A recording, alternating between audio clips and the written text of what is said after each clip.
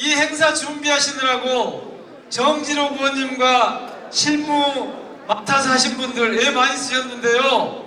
이렇게 함께 만나게 해줘서 고맙다 이런 뜻으로 함성과 박수 한번 세게 한번 쳐주십시오. 예, 만민공동에 참여하신 여러분 모두 축하드립니다. 아주 멋진 결론을 내실 걸로 생각하고 저는 이 구호만 외치고 가겠습니다. 자, 진짜 대한민국은 광주로부터 만민공동회가 해불자 꼭 제대로 해보십시오. 축하드립니다.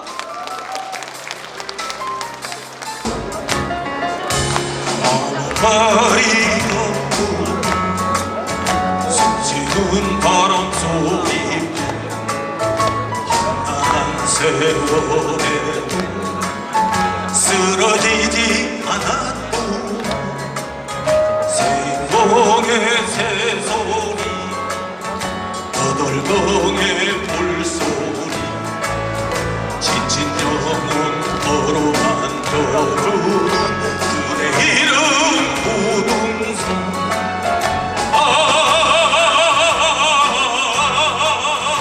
그대 이름 부동산 너를 보면 가슴이 뛴다 그대 이름 부동산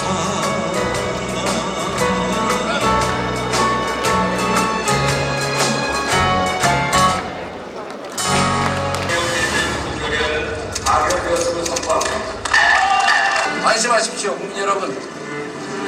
저희가 목숨을 바쳐 반드시 지켜내겠습니다.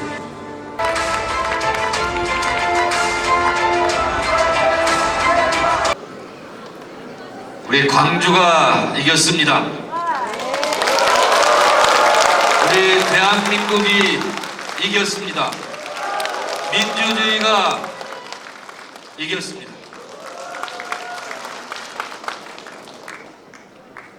우리 대한민국 국민들은 참으로 위대했습니다.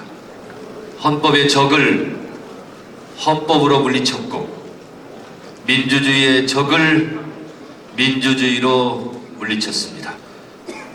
대한민국 헌법이 항상 옳았던 것은 아닙니다. 독재자들에 의해서 헌법이 악용되고 정권 연장의 도구로 쓰였던 부끄러운 역사도 있습니다. 그러나 지금의 대한민국의 헌법은 옳습니다. 80년 광주가 아니었다면, 87년 6월 항쟁이 아니었다면 만들 수 없는 헌법이었습니다. 대한민국 헌법에서 대통령의 정당 해산권이 사라졌고 대통령의 비상계엄은 헌법 77조 1항 전시 준전시 국가 비상사태에 한하여 병력으로서 공공의 안녕 질서를 유지할 필요가 있을 때만 합법적으로 비상계엄을 선포하라고 했습니다. 그러나 윤석열은 이 헌법 조항을 위반했기에 이번에 파면된 것입니다. 이러한 헌법을 만들 수 있었던 한국 현대사 최근에 가장 큰 원동력은 역시 광주였습니다. 과거가 현재를 도왔고 광주의 영령들이 살아있는 우리를 구했습니다. 오늘 이 자리는 그러한 광주 정신에 의해서 만들어진 대한민국의 헌법이 그리고 이 나라의 주인이 대한민국 국민이라는 것을 우리 모두 확인하는 자리가 될 것입니다. 정권은 짧고 국민은 영원합니다. 정권과 국민이 싸우면 끝내 국민이 이긴다는, 민주주의가 이긴다는, 그리고 헌법이 이긴다는 그런 존엄한 역사적 교훈을 다시 한번 80년 광주의 정신을 되새기면서 우리가 새로운 민주정부를 수립하는데 한마음 한뜻으로 민주주의 힘으로 헌법의 힘으로 오늘 각오하고 결의하는 자리가 되었으면 좋겠습니다. 오늘 만민공동의 개최를 통해서 우리의 수건 사업인 우리 민족의 꿈인 정권 교체 압도적 이루고 새로운 대한민국을 만드는 계기가 됐으면 하는 게 제 바람이고, 통상 쿠데타를 하면은 대통령이 되지 못한 사람이 대통령이 되기 위해서 쿠데타를 일으켰습니다. 우리도 역사상 그런 사례가 있죠. 전두환. 그런데 친위 쿠데타는 썩 드뭅니다. 친위 쿠데타는 정권을 연장하고 독재 정권을 하기 위해서, 민주주의를 말살하기 위해서 하는 게 친위 쿠데타입니다. 역사적으로는 독일의 히틀러, 근데 우리나라에서도 친위 쿠데타 처음 일어났습니다. 현재 대통령의 윤석열이라는 친위 쿠데타 일어났는데, 친위 쿠데타 실패한 이유는 여러 가지가 있습니다. 첫째는 국민이 위대했습니다. 시민이 나와서 몸으로 막았습니다. 두 번째는 우리 22대 국회의원들이 밥만 먹고 노는 게 아니라 이 위급한 상황에서 윤석열은 우리보다 도망갈 줄 알았겠습니다. 그럼 우리는 담을 넘고 몸을 던져서 비상계엄 해제 요구를 의결했습니다. 세 번째, 현장에 동원됐던 많은 군인들, 젊은 군인들이 사보테이지를 했습니다. 계엄을 막는 데 있어서 소극적 임무를 수행하는 게 우리가 계엄을 막아내는 데 큰 승리의 원인이 됐다고 봅니다. 1980년 5월 23일 날은 광주 도청항 광장에서 이런 만민공동회가 열었습니다. 민주화 대성회였습니다. 계엄군이 광주를 다 둘러싸고 죽이고 모든 것을 차단했던 그때 광주는 시민들이 도청 앞에 모여서 서로의 살아있음을 묻고 안부를 묻고 민주주의를 지키자는 투쟁의 결의를 했던 것이 80년 만민공동회입니다. 정진욱 의원께서 제안해서 오늘 우리는 또다시 DJ 센터에서 45년 지난 오늘 만민공동회가 이렇게 열리고 있습니다. 기본과 상식이 통하지 않았던 지난 4개월이었습니다. 가장 기본적인 것, 지켜야 될 헌법을 무시하고 폭력이 난무했던 지난 4개월이었습니다. 광주는 가르쳤습니다. 지켜야 될 것 지켜야 되고, 대한민국 민주주의를 지켜야 되고, 무너진 대한민국을 다 일으켜야 된다고 광주는 가르쳤고, 저희 8명의 국회의원도, 광주 시민도, 대한민국 국민도 그 가르침을 받아서 움직였던 것 같습니다. 참으로 춥고 추웠던 지난 4개월 고생하셨습니다.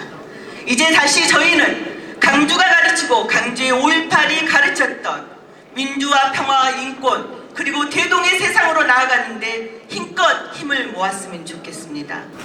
제가 사실은 이재명의 푸들이 된 것은 윤석열 정부, 윤석열 검사는 주특기가 탈탈 트는 겁니다. 지금 대한민국 검사들이 하는 짓이 그런 일인데요. 근데 하여튼 방법으로 이재명 대표가 탈탈 틀렸어요. 제가 아무리 생각해봐도 미국에는 선거 토론 중에 거짓말을 묻는 거짓말 소송이라는 게 없습니다. 그래서 트럼프도 그렇게 거짓말을 해도 아무 문제가 없는 겁니다. 근데 우리 대선 토론에서 거짓말을 많이 한 사람은 윤석열이거든요. 근데 윤석열은 자기가 대통령이라고 철갑을 두르고 있고 떨어진 사람을 계속 털고 있는 거예요. 선거 토론 중에 거짓말을 했다고 소송을 걸 수 있고, 소송을 걸어서 이런 지경의 나라를, 상대방을 이런 지경으로 만들어 놓는 나라는 우리나라밖에 없었던 겁니다. 그것도 죄를 물으면 이렇게 돼요. 당선 무효형. 떨어진 사람인데 떨어진 사람에게 당선 무효형이 나는 겁니다. 그래서 제가 용기를 내서 이재명은 무죄다 하고 찍었습니다.